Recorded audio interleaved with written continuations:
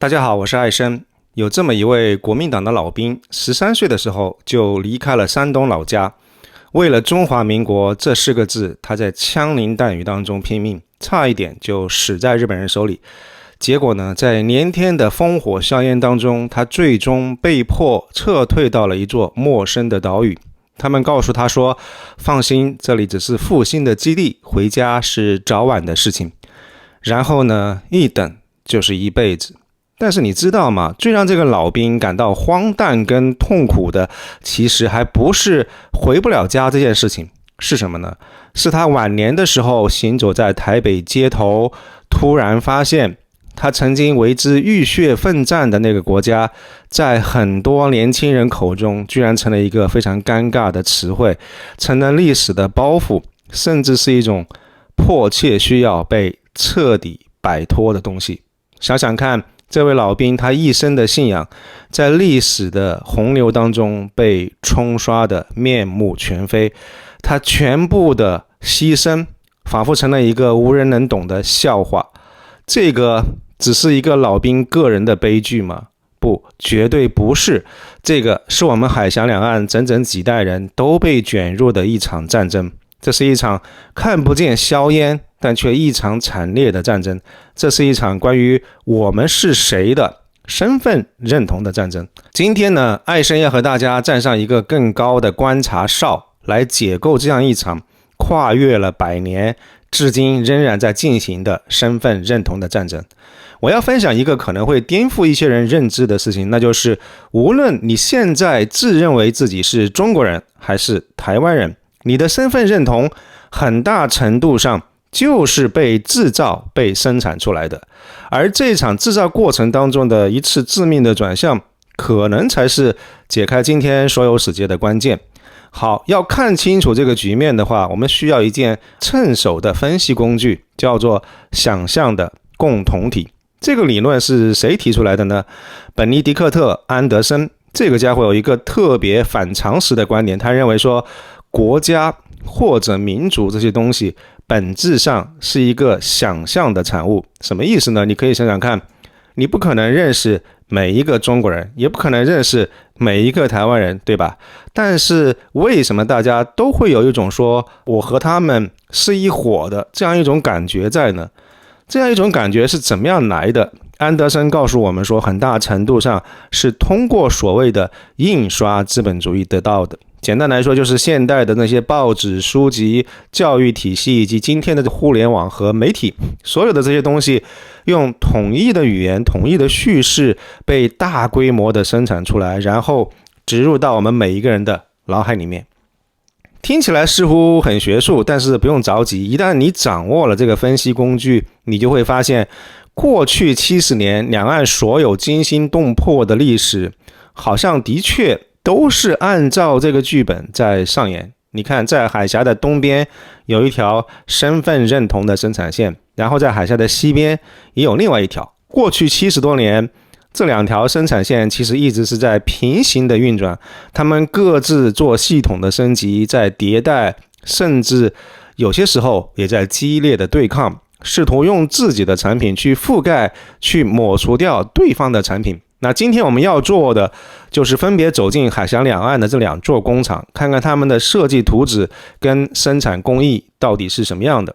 我们来先看看台湾这样一条生产线，这是一个从压制到反弹的演变的过程。1949年退守台湾的国民党政权，为了维持反攻大陆的合法性，启动了台湾生产线的 1.0 版本，我把它叫做大中国身份制造机。那它的核心工序非常的明确，语言格式化、记忆植入、文化进化。我们看到这条生产线的配置非常明显，过去蒋家时代的台湾强制推行国语，压制闽南语啊、客家话，不惜用罚款、体罚的手段让大家记住我是中国人，我说国语，这是一种肌肉记忆。然后在教科书里面塞满了长江、黄河、秋海棠叶的这个地图，台北的街道都用大陆的省市来命名，蒋公是民族救星，对岸是万恶的共匪。台湾呢，只是这个大中国叙事下面的一个复兴基地，所有的历史是中国的历史，所有的地理都是中国的地理。但是这样一条生产线从一开始就存在着一些致命的缺陷，228事件的枪声，长达38年戒严的这个白色恐怖，所有这些血淋淋的伤痕，让这样一种自上而下的强制的灌输始终没有办法真正的收服人心。它就像一台噪音非常巨大的生产机器，虽然的确压制了一些本土的声音，但也激起了更强烈的反弹。于是后来随着台湾民主化进程的推进，生产线的 2.0 版本被民进党启动了，这个就是台湾人身份锻造炉。它的目标是要制造一个截然不同的产品，台湾人的身份认同。它的工序呢，几乎就是前一条生产线的这个立项工程，历史重写，敌人重设，英雄重塑。中国史被放进东亚史的框架，过去的敌人是共匪，那现在变成了中国这整个国家，民族英雄变成的是殖民者，曾经被国民党压制的一些本土人物跟民主的斗士，现在被请上了神坛。那这一条生产线无疑是成功的。我们看到这个数据是1992年认为自己只是台湾人的比例是 17.6%， 而到了2024年这个数字飙升到了 64.3%。 这样一条非常清晰的曲线，背后是整整一个世代的记忆的重塑。详细的论述大家可以参考我的上一期关于天然毒的视频。那现在让我们把目光转向海峡的对岸，大陆的生产线同样经历过一次颠覆性的系统升级，而正是这样一次升级以及它带来的一个意想不到的后果，为台湾人身份锻造炉的顺利运行提供了燃料跟关键的一些原材料。在毛泽东时代，大陆对台的核心叙事依然是阶级斗争，解放台湾实际上就是要解救阶级同胞。这个叙事通过持续到1979年的金门炮击，让内战仍在继续成为台湾民众日常生活当中的客观现实，提醒着所有人，我们仍然是处在一个中国的框架底下，只不过是处于这个分裂和战争的状态。而到了1979年的时候，一切都变了。随着这个告台湾同胞书的发表跟金门炮击的停止，大陆的对台政策从武力解放转变成为和平统一。而与此同时呢，大陆内部身份认同的生产线也悄然开始了系统的重构。旧的阶级斗争叙事被一整套全新的情感能量极强的三段式叙事所取代，就是百年国耻、救星降临，然后伟大复兴。首先呢，百年国耻是将近代史定义为一部被列强欺凌的血泪史，植入集体的创伤。第二是救星降临，然后将共产党塑造为结束屈辱，让民族站起来的唯一救星，将爱国和爱党高度的捆绑。第三是伟大复兴，将实现统一重返世界之巅，作为洗刷所有历史耻辱的最终目标。那这样一套全新的强大的叙事逻辑里面，台湾问题被重新定义为百年国耻的最后一页，是伟大复兴必须要完成的最后一块拼图。那用一个不那么恰当的比喻，就好像某个家道中落的富家少爷，他带着不堪回首的记忆，卧薪尝胆之后东山再起。这个时候找回失散的家人，重新赢得美人的芳心，是他重回舞台中央，享受全球瞩目之前最后一个必须要完成的任务。北京的官方叙事看起来是一个更宏大、更具有吸引力的故事，不过呢，中南海的战略家可能也忽略了一点，就是这样一次系统升级带来了一个很要命的副作用。那副作用是什么呢？就是物理存在这个现实的消失。当炮声停止，当解放台湾的这个口号被和平统一取代的时候，对岸那个曾经非常具体的、充满了威胁的、每一天都存在的现实，从台湾普通人的日常生活当中蒸发掉了，消失了。同一年，美国国会通过了台湾关系法，这相当于在台湾跟大陆中间放置了一个巨大的安全的缓冲垫。北京退后一步，美国前进一步，共同搭建了一个由外部力量精心维持的看似和平的这个温室跟厂房。在这个遮风挡雨的室内，台湾人身份认同的这个锻造炉才能得以毫无顾忌的启动，并且顺利的运行。而整整40年，在客观上，大陆在台湾人民的政治生活当中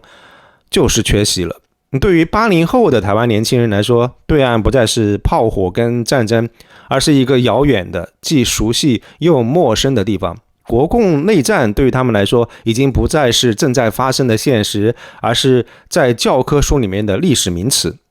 一个观念的生长需要现实的土壤，当一个中国的残酷现实，也就是内战的这个现实消失以后，台湾独立这个原本缺少现实支撑的观念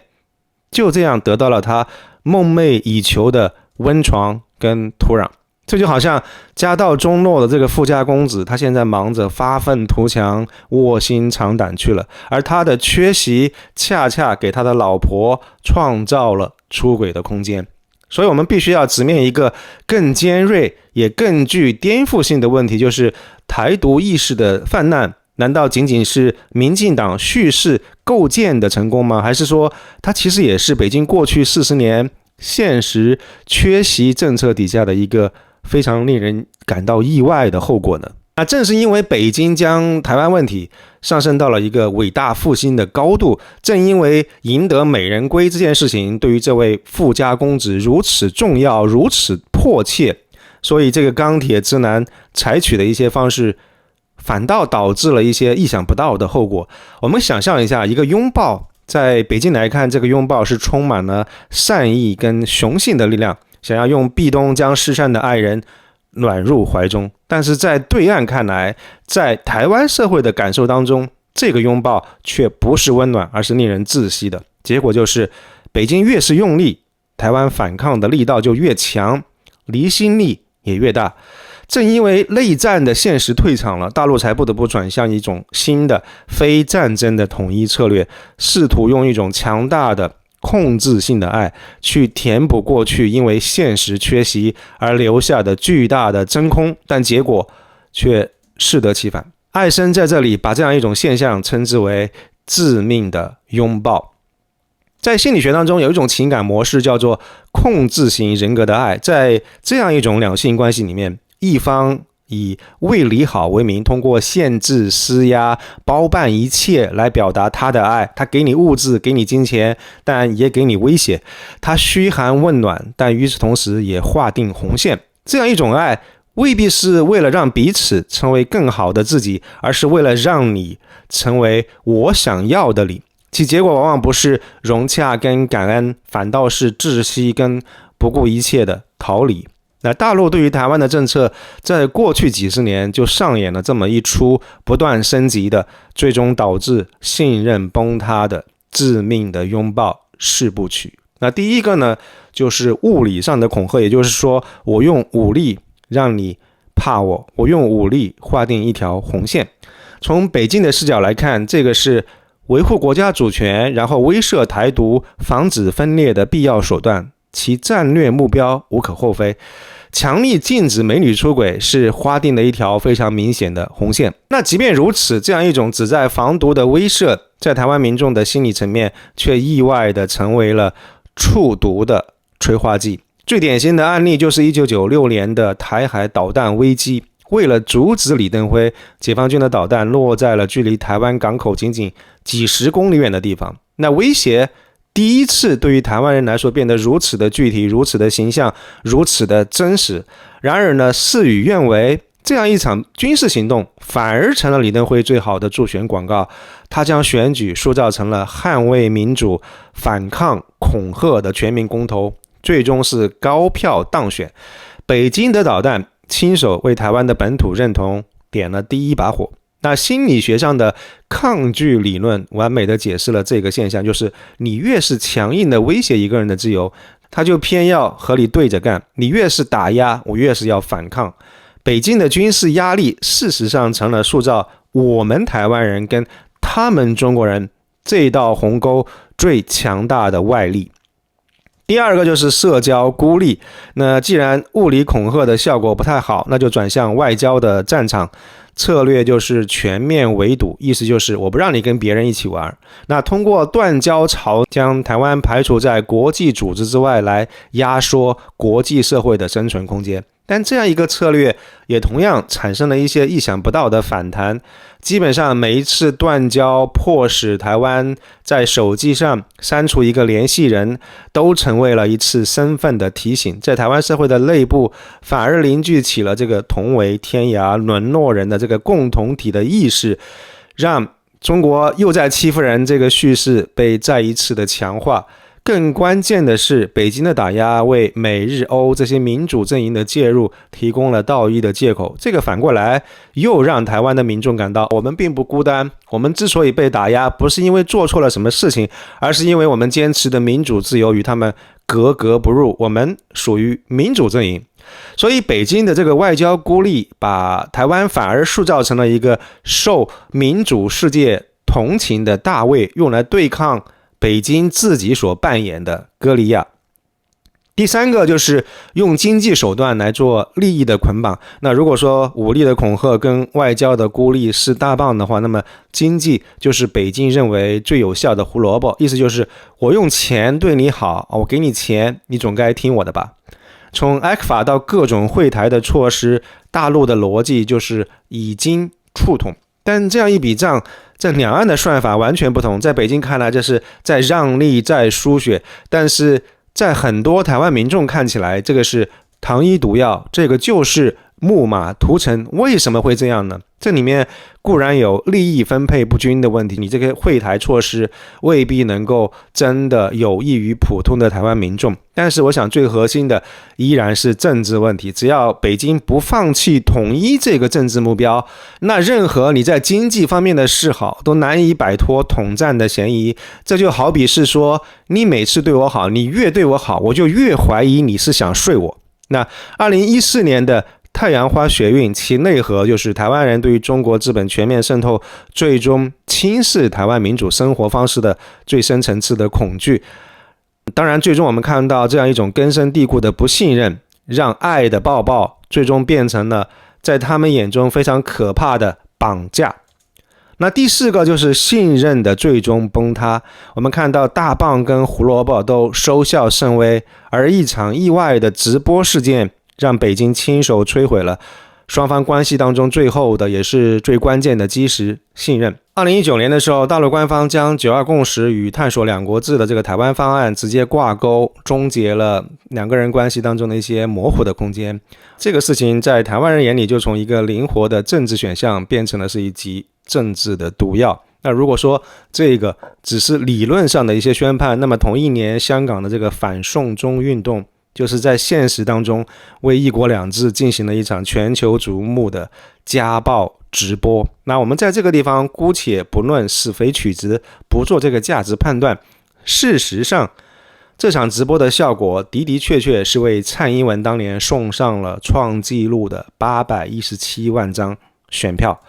而且当时的这个所谓今日香港明日台湾这个口号之所以能够煽动台湾民众的心，之所以有核弹级的威力，就是因为这个事情将抽象的一些主权的问题转化成了具体的可以在电视屏幕上看见的台湾人民对于婚后生活方式的想象的恐惧。陆委会的民调显示，在台湾事件以后，台湾民众对于一国两制的反对率一下子从70%多断崖式的飙升到了接近90%。在信任心理学上，这是一种一次性的不可逆的信任崩塌事件，标志着两个人关系的彻底决裂。那香港上演的一幕，为民进党的抗中保台的路线送上了最强有力的助攻，也往台湾人的身份锻造炉里面狠狠的添上了一把油。那各位，现在我们可以把所有的线索都拼接起来，一个非常致命的反馈螺旋就清晰的展现在我们面前。北京充满了力量的拥抱引发了台湾的反感跟抗拒，而台湾的抗拒催生了本土认同跟亲美的姿态，而这样一种姿态又会被北京解读为出轨的信号跟挑衅，从而采取更强的压力，抱得更紧。那这样一种致命的拥抱是一个无解的循环，而这个循环的不断加速，每一次都将两岸的心理距离推得更远，这个互信的基础更削弱了一分。这个致命拥抱的悲剧在于建立在一个根本性的误判之上，认为凭借自己的实力是可以赢回美人的芳心，我这么优秀，全世界数一数二，你凭什么可以不爱我？那讲到这个地方，说实话，如果我们撇除掉所有的政治倾向跟意识形态，从一个海外华人的视角平心而论，台湾最好的归宿是统一，最终的归宿也只能是统一。刻意塑造台独的意识，或者是给你一个台湾人的身份认同，最终导向的一定会是一个悲剧。这不是什么大一统的思想的刚硬，恰恰相反，艾森可以非常冷静，甚至是非常冷血的、抽离的，纯粹从地缘政治的角度来帮你分析，可以证明这个非常简单而又朴素的道理。我想钢铁直男的问题在于方法过于简单粗暴。当一个拥抱的意图是占有而非尊重，当他的力量大到让对方感到窒息甚至恐惧的时候，那么挣脱跟反抗就成了一个下意识的本能，尤其是在女方被第三者反复洗脑超过25年的情况底下。那这样一场历时几十年的社会实验，其实最终证明了一个非常朴素的道理，就是